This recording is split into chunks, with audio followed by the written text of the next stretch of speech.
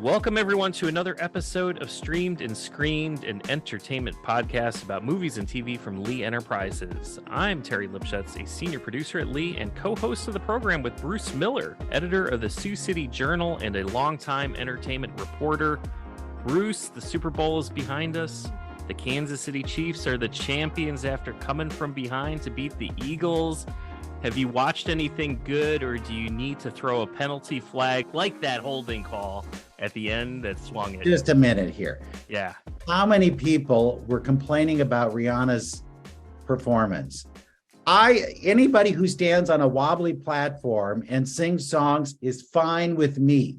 So that whole controversy that kind of cropped up after the Super Bowl, forget it. That's dead. Do not badmouth Rihanna. She was pregnant. She was walking on a wobbly platform and she was singing songs. So that off the table.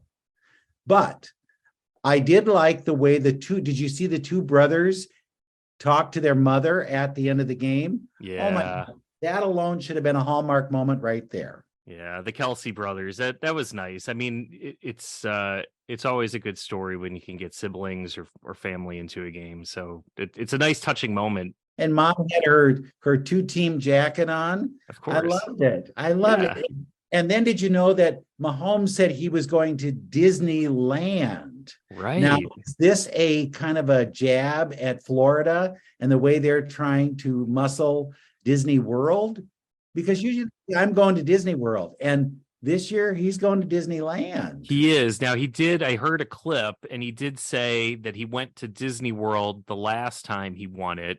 So this time he wants to go to Disneyland. And then he said when he wins it again, he's hoping there's another theme park he can go visit. He must not know that there's one in Europe. He's got to visit Shanghai or Tokyo or Paris. I'd say I'm going to Paris Disneyland. Exactly. Right? So yeah.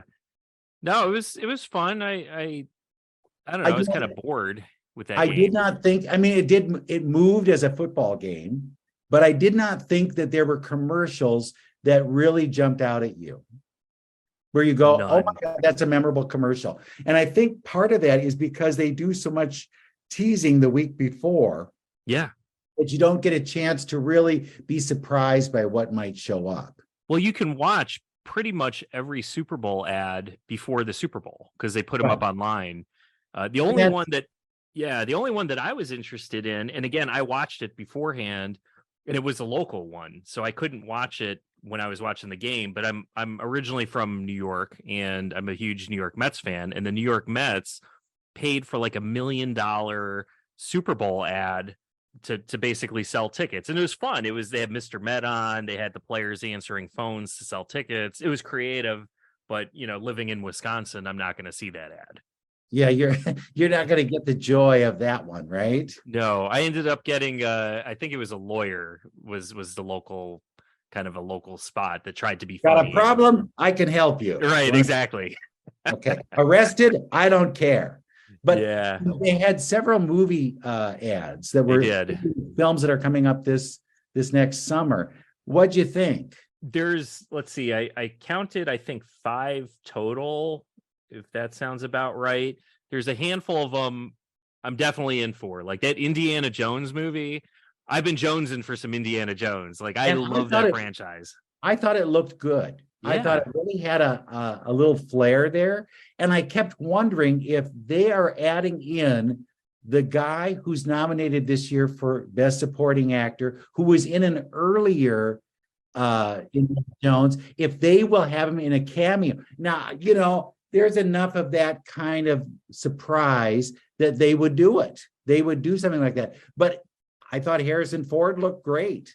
I thought it moved in the amount of time that they had. So that was my favorite one of the bunch. Some of those other ones, Fast and the Furious, I couldn't understand what they were trying to sell because it looked like about 5 of the other films that they've had. So guilty pleasure for me is watching those Fast and Furious movies, but they have gone further and further off the rail. Come on. They're supposed to be street racing, right? Right. With your car out on the streets. And they were like flying through the air the last time and they were doing stuff in space.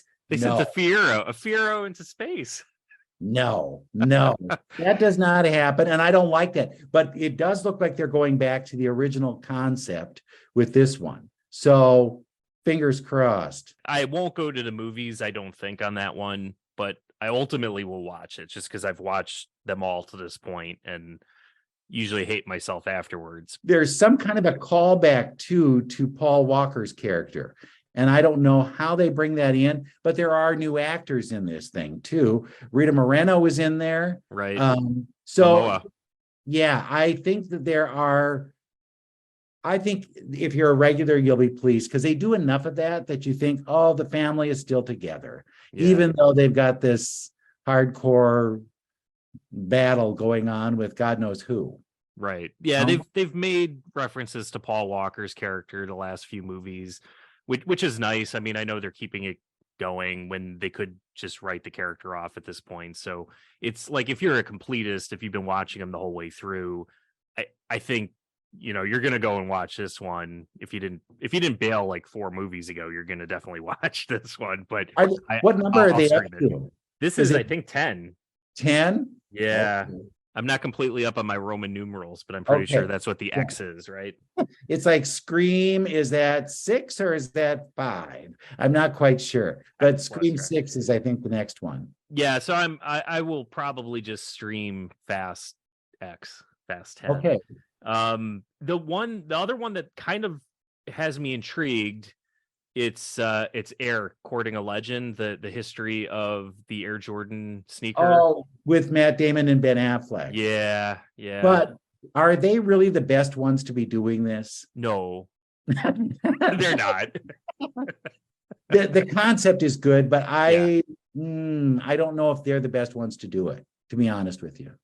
Yeah, I agree. I mean, I'm intrigued by the concept. I like the backstory. I did watch kind of like related, if we're going to get into dramas around basketball. I did watch Winning Time it was at HBO about a year ago on the early Lakers dynasty. Was it Showtime? Or Showtime. It was one of those, and it was over the top. And I know there's a lot of complaints that they were a little loose with the facts on that one. So I don't know, how Air will stack up in terms of, a basketball historical drama. But I think that's such an iconic shoe. I mean, if you look, I mean, today he's been retired for how many years, and the Air Jordan is still in, demand. They're still like, you have to spend a fortune to get them. Yeah. Wait online. You might not even get the shoe that fits your foot. You might, you're a 9, but you get a 14, right?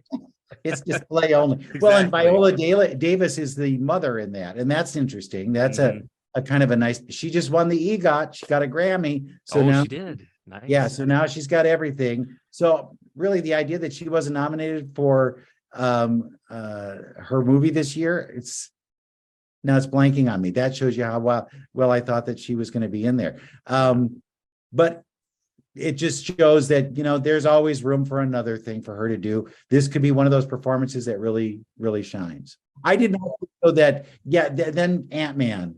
No. I don't think that worked at all. No, it was a strange ad too. Kind of, am I watching a Heineken ad? Am I watching an ad for Ant-Man? I guess I'm watching both. Yeah, it was not anything I was excited about. No, I'm not a comic book movie person. I like sci-fi, which we talked about in a previous episode. I love, Star Wars and Star Trek and Alien and Avatar. I love all those movies, but you can't pay me to go sit in a comic book movie. I'll watch, I don't mind a Batman movie every once in a while or a Superman movie, but the whole, DC universe, I have not watched any, the Marvel universe. I've not watched really any of those movies at all. I think they're biting themselves in whatever by adding too many of these things that have to tie together, because people want to go see a film where it stands alone. And that's where I think the Flash has a better edge on that, because you really aren't that familiar unless you've been watching the TV series. But this is a different Flash, and I think that would have a better shot at it than Ant-Man would. Well, in the Flash too, we did get the Flash in that movie of Michael Keaton. So, or in the trailer, right? The real Batman is back. So I think there's enough intrigue there. honestly, all the news that Ezra Miller's been in his legal troubles, I've been a little bit turned off, and I didn't know if I'm really going to watch this movie or not. But seeing Michael Keaton putting on the suit, it's such an iconic role. I mean, that's of all the Batman movies, really, to me, it's either the Tim Burton, those two movies he did with Michael Keaton, or the Christian Bale ones are really the only ones I really love. So I'll probably maybe stream that one. I'm not sure I'm going to hit a movie though, on a comic book movie. The DC people really go back to the well way too much. Yeah. I mean, I think Batman needs to have a rest, or he needs to be marginalized. So this might be my way of getting that, is that he's not front and center all the time. And Superman too, same thing. These newer movies too, this latest incarnation, for me, has been very tough to watch too, because it is so reliant on CGI that it doesn't even feel real. I think that's the difference to me between the earlier Tim Burton stuff, is even though it is over the top, it is a comic book, but there's a level of reality in there, and I just feel like these newer ones to me have just been tough to watch, because it's so much on the brain. I can't focus. There's a new series coming out called Gotham Knights, and it's another generation of crime fighters or crime makers. So you get the son of Batman, and then he's joining forces with the sons of some of the criminals that Dad fought. Okay. Interesting. It's on the CW. It'll be coming in a month. Okay. And it's interesting. But again, I think they go back to the well way too much. They need more of a well. The only other commercial kind of tied to movies, TV that kind of caught my attention, but it has nothing to do with anything coming back. We had Walt and Jesse selling popcorners. It's fun seeing the Breaking Bad gang coming back together. And then you think, is that popcorn like crack? Or right? How good is it? Is it something I think I need? So I think I did sell it. Have you ever had them? No. Is it any good? Yeah, they're good-ish. Yeah, it's like a rice cake meets a potato chip or a tortilla chip, but they're flavored. So unlike the styrofoamy rice cake, you can eat them and enjoy them. I don't mind them. They've got it's like a ranch flavor. I think there's a little bit of a sweeter one in there too, kind of a kettle corn one. They're pretty good. But it's a default. Right. It's not something I'm going to grab at. Oh, I've got to get a bag. No, if you're mulling over at the grocery store, should I get the bag of Doritos or a bag of popcorners? You're going Doritos 9 times out of 10. It's not going to happen. Right. Okay. That's good. Well, there's Super Bowl. Yeah. There it is. That's pretty good at wrapping that up, isn't it? Nice and tight, Bruce. That's good. But can I start looking at Oscars? I know that people get mad at me for talking Oscars too much, but it is, to me, obsession. Yeah, let's do it. Because I really think that this shifts and moves so much before we actually get to the final night, that there always are surprises. So anything where you think is a done deal may not be. But I think we have two categories that are pretty well set right now. And that's supporting actor and supporting actress. Angela Bassett, when she won the Golden Globe for this, it really set her up for, we need to give her something. There's something there. And when you have the other ones that are people that are kind of going against each other, there are two from Everything Everywhere. And, I never can remember all at once. Right. I think they split the vote. Even though Jamie Lee Curtis is one of the two, she's one who could pull it out if they really have a lot of, we love her. Her mom and dad never won. Let's give it to her. But I think it's Angela Bassett's to lose, and she is not losing it. She's showing up at everything. This last week, we had the Oscar luncheon where they all show up and get to have a chance to greet each other. Here are the rules, and there are no slappings this year. So if you try to slap, they will prosecute to the fullest extent of the law. And she was kind of a grande dame there. The interesting thing, too, though, is Tom Cruise was the one everybody wanted to take a picture with.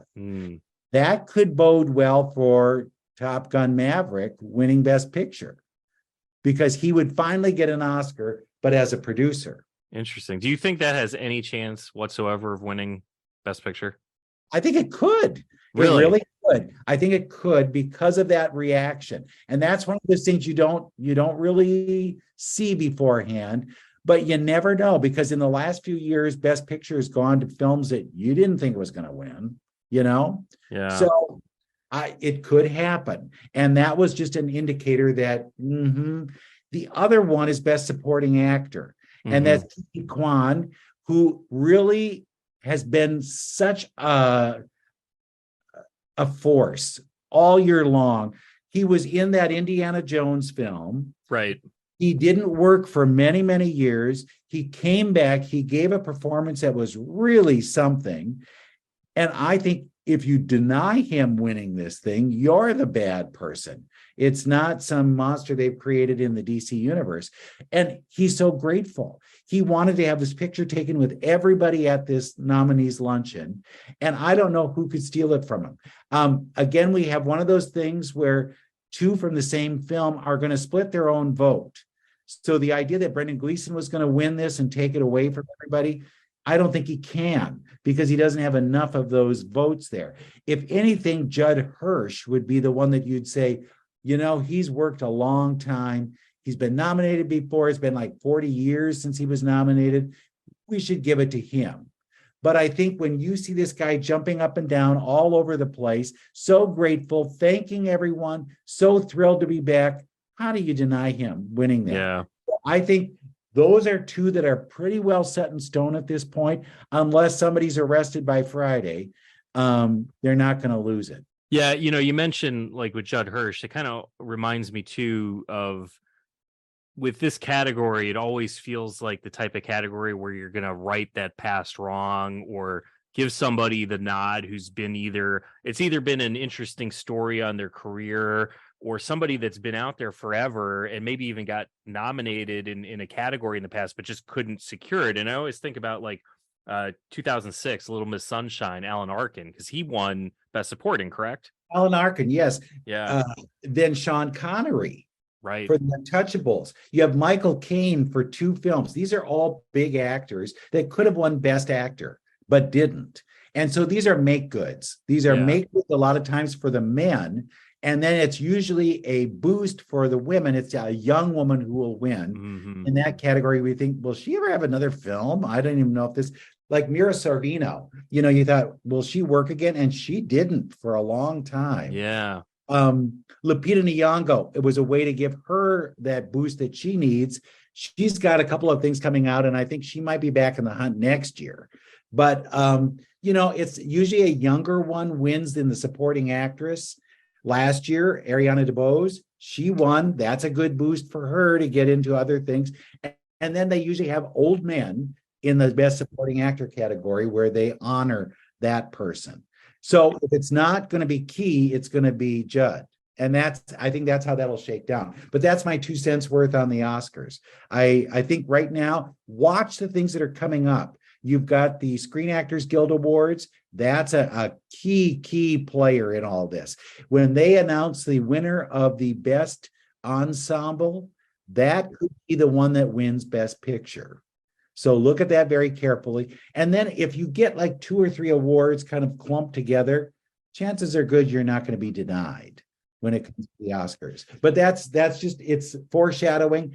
And the other one that's kind of interesting is what will be the winner for Best Director. Because at the beginning of the season, it was, Steven Spielberg. He's getting it. Right. And he's dimmed. And now the Daniels, the directors of Everything Everywhere, are moving up in the world. And if they have enough of a pull that they win the Directors Guild Award, look for them to win the Oscar too. And it's not like Spielberg hasn't won before either. So no, but you know what? This is his life story. Right. And it would be a nice cap to that, because how many more movies is he going to make? They denied him last year for the remake of West Side Story. And I think Steven could pull it out. If we see him winning the Directors Guild, he's winning the Oscar. Interesting. So something we'll definitely keep an eye on, and we'll come back and touch on more Oscar stuff in the coming weeks. So what else is out there, Bruce? Any good shows you've either watched recently, movies you've watched recently, or things to look forward to? I binged Hello Tomorrow, which is coming on Apple TV this week. And it's a retro, well, it's not even really a comedy. It's very much like it's Mad Men, but with robots. So it's set in this odd time period that you're not sure what it is. And these are salesmen like Tin Men, where they're selling timeshares on the moon. Only they have no way of getting to the moon. So you bought yourself a piece of the moon, and these guys have swindled you out of your money. But they're very good at selling a dream, because it's the people are very much like we are now, where we're kind of depressed about things and we think, oh, what's the future going to hold? That's what the people are like. And then you get Billy Crudup, who plays the head salesman. He's like an evangelist. It's like you're watching Elmer Gantry or something, getting these people all cooked up about owning that timeshare on the moon. And you see people just buy into this, and then you realize it's not real. They're just taking your money. And then as the series weighs on, you realize that others are onto them, and they could all end up in jail. So fascinating. And the look is fabulous. This 50s look. And do you remember the Jetsons? I love the Jetsons when I was a kid. And they had all those kind of like talking phones and things like that. And the robot, like Rosie, that's what this stuff looks like. It's like the Jetsons stuff has moved into this world, but it's new stuff that doesn't, it's not like just a cell phone. It's a kind of a bad TV tube that you talk to. So yeah, it's a very kind of interesting production design series. If you don't buy into that right away and love to look at that, you're not going to stick for the rest of the, what is it, 10 episodes, 8 episodes? Yeah. Okay. So Hello Tomorrow, that starts this week on Apple TV Plus. Okay, that sounds interesting. So my history with Apple TV Plus is it's one that I kind of start and stop with some regularity, because I always feel like Apple TV Plus doesn't have enough to sustain it. So I kind of build up the reservoir of things that I need to watch. Like I got to come back.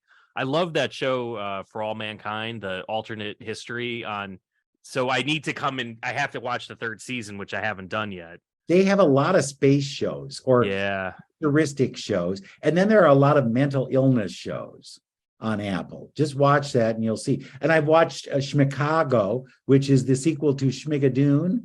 If you saw that last year, was a musical that kind of paid tribute to 50s musicals. And now this one is like in the 70s, and they're doing like Chicago, but it's Schmicago, and somebody's arrested. And if you like it, you buy the premise, buy the show. Interesting. Anything else? What else have I seen that's coming up? Because I go home at night and I just dig into what I've got that I have to see, and there are a lot of odd sitcoms. That's as good as I can put it, that are coming through. You know that Magnum is switching this week. It's going to NBC. It was on CBS. They killed it, but it's a Universal product. Universal owns NBC, or NBC owns Universal. And they didn't want it to die because they haven't gotten enough episodes out of it to strip it on syndication. So they bring it back, but it's going to be a dirtier Magnum, where you're going to see more sex and stuff like that. It's not going to be all just solving crimes. So it's a little shift there. Be ready. And then there is a thing with Milo Ventimiglia, who was in This Is Us. Right. He's a crook who falls in love with The Company You Keep is the name of the show. And that's on ABC, where he falls in love with an agent who's trying to close in on people like him. Now, does she succeed, or does she let him get a pass? And this is one of those ones that spills out over 10 episodes too. So there are a lot of different things. I did talk to Milo before the show premiered, and I said, how did you do this that quickly? He said he had a 2-week break to go from This Is Us into this thing. And he said, really, all you did was shave and you were fine, because then you looked like a different character. but he was really looking forward to this because being that kind of the ultimate dad was a little taxing, and he was dead. Yeah. So there. But those are things that are coming up. Just look for that that run of all these ones. Right now is a big time. It's like the kind of the spring season for and then you'll see some of your favorite shows come back. I know you loved the Alaska Daily. Yeah, we've just started kind of bouncing through that, the wife and I. So we are about halfway through the first half of the season, and I know that's coming back March 2nd. So yeah, we're enjoying it. I mean, I know, Bruce, you and I are journalists. We've worked in the business for a really long time. I mean, I've been doing it for 27 years, and I know you've been around the block too. So we're from that perspective, it's been fun to watch because there's little references to the industry and the people, and personally, I actually was had met the editor and publisher, two different people, the two different roles, but the editor of the Anchorage Daily News reminded me a lot of the editor on the TV show. And then even the publisher, Alice Rogoff, who bought the paper a number of years ago, she had money. She was married to David Rubenstein, the billionaire, and kind of as I guess the marriage was coming apart, took some of that money from that and went ahead and purchased the newspaper with good intentions. And then a year later, she was gone. So I need my money, right? Yeah, exactly. So it kind of reminded me a little bit of the rich owner in the TV show too. So it's been kind of fun to watch. It's a little over the top, like anything you would expect being in the industry. They never do mundane things. They never are taking scores or a wedding announcement or an obituary. It's always these very pressing issues that they're messing with. And you never have people just kind of talking. Right. And I think that's a weird thing. We talk all the time in the newsroom about things that are not news related, but they might lead to something. You know what I mean? Yeah. And I think a lot of times they're too noble in their depiction of what the field is like. We talk about anything and everything. Yes, it is a water cooler job. Yeah, they missed that. They missed that element. Not Yet Dead, or Not Dead Yet, which is a sitcom that's on ABC. It might even be the same night. Is about an obituary writer, and she writes one obituary a week, and the dead people come back to her. I get the premise, but nobody seems to be working there. And she has an office. Have you ever heard of an office for an obituary writer? No. And they miss that kind of fun where you're just kind of out in the just the pool of reporters where you're yelling, and finally somebody gets mad and they say, "Shut up. I'm trying to listen to this. You guys are talking too much." All that kind of that real life that goes on. And I wish that they would do it. When I was a kid, we had Lou Grant. And the Lou Grant show was as close as it could come at that time. But still, have they ever really hit it? All the President's Men looks a bit like what that would be like, but then you don't get anything about the people on the sides. Right. The Paper was another one that dug into journalism. And I'm not sure that the ultimate journalism story has been told. I think there's still a good one out there that you can really, so maybe we should write it. Maybe. You ready? We would probably make it, we should do it, but then somebody would tell us it's too boring. There's too much just standing around and having conversations. That I would make people that I didn't like would be the villains of the piece. They'd always, it's like, this one has caused me too much trouble. No. And they never bring the business people in. I really wish that you see a little bit of it, how, it is a tough time to be in this business. Sure. You don't talk enough about how the outside is harassing you or haranguing you, or really saying like, oh, it's fake news. No, it's not. It is not fake news. What they're confusing it with is social media. Right. And social media is a free-for-all. Yep. They have no rules. We have rules that protect you as a source, and can, cause us harm if we try to cross that line. TV has done its share of deregulating things so that they can have these talk shows that just say whatever. But Right. that is not the same thing. And so that's why I think you need to see a real film about what goes on. There's one, is it called She Said? A film about the New York Times case with Weinstein.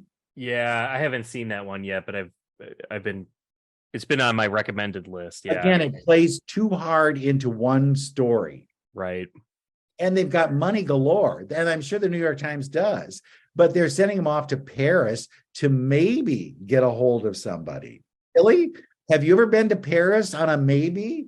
No. You better come back with at least 6 stories or you're not going on that trip. That's right. How many people did you have to interview to get out to LA? Right. This is like, I count things in double and triple digits. When I go on a trip, if I don't come back with a bunch of tape recorders full, I didn't do my job. That's right. The only other thing that I've really watched of late is a nice little, I would call it a good one with the family. National Treasure: Edge of History on Disney Plus. That's the updated from the movie, inspired, I guess, by the original 2 movies that had Nicolas Cage. Who gets the role? Who's kind of the Nicolas Cage person? Well, there's it's a number of young actors who admittedly I'm unfamiliar with. But they do bring back a few callbacks to the original. So Catherine Zeta-Jones is the villain in this. So she no tie to the original movies, but Harvey Keitel, who is the FBI agent in the original, he shows up.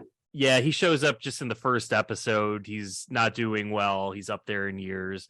And then Justin Bartha returns as Riley Poole, who is Nick Cage's sidekick in the movies. So he's there, but he's kind of helping guide young treasure hunters. The kids love it. The kids love the 2 movies, and they've really been into the show. So it's nice. I enjoy it. It's good quality entertainment for tweens.